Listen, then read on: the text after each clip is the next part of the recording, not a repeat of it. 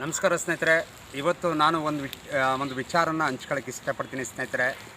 ಸಾಮಾಜಿಕ ಒಂದು ಜಾಲತಾಣದಲ್ಲಿ ಒಂದು ಯಾರೋ ಭಾವನಾ ಮೇಡಮ್ ಅವರು ಒಂದು ಗಂಡಿನ ಒಂದು ಸಹವಾಸ ಇಲ್ಲದೆ ಒಂದು ಮಗುವಿಗೆ ನಾನು ಜನ್ಮ ಕೊಡ್ತೀನಿ, ನಾನು ಗರ್ಭಿಣಿಯಾಗಿದ್ದೀನಿ ಅಂತ ಹೇಳ್ತಕ್ಕಂಥದ್ದು ಎಷ್ಟು ಸರಿ ಅಂತಕ್ಕಂತಹ ಒಂದು ವಿಚಾರದ ಕುರಿತು ನಾನು ಒಂದಿಷ್ಟು ಮಾತಾಡೋಕ್ಕೆ ನಾನು ಇಷ್ಟಪಡ್ತೀನಿ ಸ್ನೇಹಿತರೆ. ಹಿಂದಿನ ಕಾಲ ಇತ್ತು, ಸತ್ಯಯುಗ, ತ್ರೇತಾಯುಗ, ದ್ವಾಪರ ಯುಗ ಅಂತಕ್ಕಂಥ ಒಂದು ಗರುಡ ಪುರಾಣದಲ್ಲಿ ಒಂದು ವೀರ್ಯಾಣು ಮತ್ತು ಹೆಣ್ಣಿನ ಅಂಡಾಣುವಿನ ಒಳಗಡೆ ಸಂಯೋಗಗೊಂಡು ಒಂದು ಭ್ರೂಣ ಉತ್ಪತ್ತಿ ಆಗುತ್ತೆ. ಭ್ರೂಣ ಅಂತಂದರೆ ಮಗು ಉತ್ಪತ್ತಿ ಆಗುತ್ತೆ. ಇದನ್ನು ಯಾವ ಒಂದು ಗಂಡನ ಒಂದು ಸಂಪರ್ಕ ಇಲ್ಲದೆ ನಾನು ಗರ್ಭಿಣಿ ಆಗ್ತೀನಿ, ಇದು ಮಾಡ್ತೀನಿ ಅಂತಕ್ಕಂಥ ಹೇಳ್ತಕ್ಕಂಥದ್ದು ಎಷ್ಟು ಸರಿ ಸ್ನೇಹಿತರೆ. ಈಗ ನೋಡಿ, ಈಗ ಲಕ್ಷಾಂತರ ರೂಪಾಯಿ ಖರ್ಚು ಮಾಡಿ ಪಾಪ ಒಂದು ಹುಡುಗ ಹುಡುಗಿಗೆ ಮದುವೆ ಮಾಡಿಸ್ತಾರೆ. ಯಾಕೆ? ಒಂದು ನೈಸರ್ಗಿಕವಾದಂತಹ ಒಂದು ಪ್ರಕ್ರಿಯೆ, ಒಂದು ಗಂಡು ಹೆಣ್ಣು ಸಮ್ಮಿಲನಗೊಂಡು ಒಂದು ಮಗು ಅದು ಜನ್ಮ ಇದಾಗುತ್ತೆ, ಈ ಭೂಮಿಗೆ ಬರುತ್ತೆ.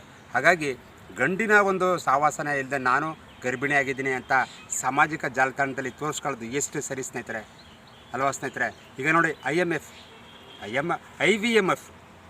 ವಿ ಎಮ್ ಎಫ್ ಅಂತಕ್ಕಂಥ ಒಂದು ಕಂಪ್ನಿ ಇದನ್ನು ಅಡ್ವರ್ಟೈಸ್ಮೆಂಟ್ಗೋಸ್ಕರ ಇವ್ರನ್ನ ಬಳಸ್ಕೊಂಡಿದ್ದಾರೆ. ಏನೋ ಅಕಸ್ಮಾತ್ ಈ ಥರ ನಾನು ಗರ್ಭಿಣಿ ಆಗಿದ್ದೀನಿ ಅಂತ ಹೇಳಿದ್ರೆ ಅವರ ಒಂದು ಸ್ಪರ್ಮು, ಈಗ ಗಂಡಿನ ಒಂದು ಸ್ಪರ್ಮು ಮತ್ತು ಹೆಣ್ಣಿನ ಒಂದು ಮೊಟ್ಟೆಗಳು ಇದಾಗಿ ಆ ಒಂದು ಕಂಪ್ನಿಗೆ ಲಾಭ ಆಗುತ್ತೆ. ಅದಕ್ಕೋಸ್ಕರ ಹೇಳಿದ್ದಾರೆ ಏನೋ ಗೊತ್ತಿಲ್ಲ. ಹಾಗಾಗಿ ಗಂಡಿನ ಒಂದು ಸಹವಾಸ ಇಲ್ಲದೆ ಯಾರೂ ಕೂಡ ಒಂದು ಭ್ರೂಣ ಉತ್ಪತ್ತಿ ಆಗೋಕ್ಕಾಗಲ್ಲ ಸ್ನೇಹಿತರೆ. ಹಾಗಾಗಿ ಗಂಡು ಮೇಲು ಹೆಣ್ಣು ಮೇಲು ಅಂತ ನಾನು ಹೇಳೋಕ್ಕೆ ಇಷ್ಟಪಡ್ತಾಯಿಲ್ಲ. ಹಾಗಾಗಿ ಈ ಒಂದು ನೈಸರ್ಗಿಕ ಒಂದು ಪ್ರಕ್ರಿಯೆಯಲ್ಲಿ ಭಾವನಾ ಮೇಡಮ್ ಹೇಳಿರ್ತಕ್ಕಂಥದ್ದು ಒಂದು ಸಾಮಾಜಿಕ, ಈಗ ಖಾಸಗಿಯಾಗಿ ಹೇಳಿದ್ರೆ ಅದೊಂದು ವಿಷಯ ಆಯ್ತಿಲ್ಲ. ಇವರು ಎಲ್ಲ ಕಡೆ ಫೇಸ್ಬುಕ್ಕು, ವಾಟ್ಸಪ್ಪು, ಯೂಟ್ಯೂಬು ಮತ್ತು ಟೆಲಿಗ್ರಾಮ್ ಎಲ್ಲ ಕಡೆ ಸೋಷಿಯಲ್ ಮೀಡ್ಯಾದಲ್ಲೂ ಕೂಡ ಈ ಒಂದು ವಿಚಾರ ಹರಿದಾಡ್ತಾ ಇದೆ. ಹಾಗಾಗಿ ಭಾವನಾ ಮೇಡಮ್ ಅವ್ರಿಗೆ ನಾನು ಹೇಳ್ತಕ್ಕಂಥದ್ದು ಒಂದಿಷ್ಟು ವಿಚಾರ ತಾವು ಅನ್ಯಥ ತಪ್ಪಿ ತಿಳ್ಕೊಂಡ್ರೂ ಪರವಾಗಿಲ್ಲ. ಗಂಡು ಇದ್ದರೆ ಹೆಣ್ಣು, ಹೆಣ್ಣಿದ್ದರೆ ಗಂಡು, ಅಂದರೆ ಇಬ್ಬರೂ ಕೂಡ ಇದ್ದರೆ ಈ ಜಗತ್ತು.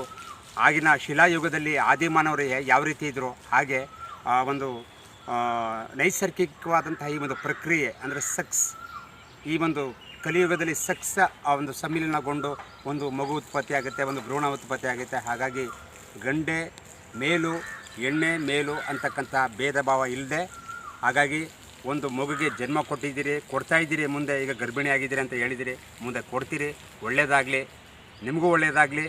ಮತ್ತು ಈ ಥರ ಒಂದು ವಿಚಾರಗಳನ್ನು ಸಾಮಾಜಿಕವಾಗಿ ಹರಡಬೇಡಿ ಅಂತಕ್ಕಂಥದ್ದೇ ನನ್ನ ಮನವಿ. ಹಾಗಾಗಿ ಮಗದೊಮ್ಮೆ ನಿಮ್ಮ ಒಂದು ಇರತಕ್ಕಂಥ ಮಗುಗೂ ಒಳ್ಳೆಯದಾಗಲಿ, ನಿಮಗೂ ಒಳ್ಳೆಯದಾಗಲಿ. ಯಾಕೆಂದರೆ ಭಾವನಾ ಮೇಡಮ್ ಅಂತಕ್ಕಂಥವ್ರು ಒಳ್ಳೆಯ ಅದ್ಭುತವಾದಂಥ ಅಭಿನೇತ್ರಿ.